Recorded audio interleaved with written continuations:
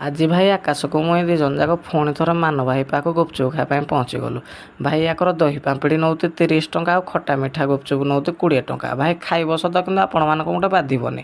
ପୁରା ଫୁଲ୍ ପୁରା ମାଡ଼ି ପୁରା ଦେଉତି।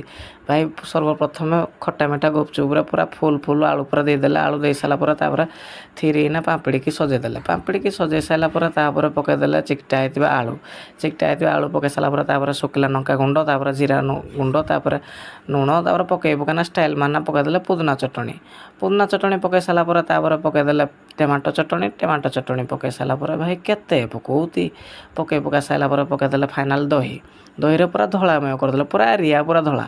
ତାପରେ ପକାଇଦେଲେ ବାଦାମ, ତାପରେ ପକାଇଦେଲେ ବୁଟ ପକାଇ ସାରିଲା ପରେ ପୁଣି ପକାଇଦେଲେ ମଟର, ତାପରେ ପକାଇଦେଲେ ପିଆଜ, ତାପରେ ପକାଇଦେଲେ କଟା ହେଇଥିବା ଗାଜର, କଟା ହେଇଥିବା ବିଟ୍, ଫାଇନାଲ୍ ପକାଇଦେଲେ ସେଉ ପକାଇନା ତାପରେ ଚାମଚ ଗେଞ୍ଜିନା ମୋତେ ଥିରିନା ଧରେଇଦେଲେ। ଭାଇ ଖାଇଲି ବହୁତ ଟେଷ୍ଟ ଥିଲା ଭାଇ, ଏତେ ଟେଷ୍ଟ।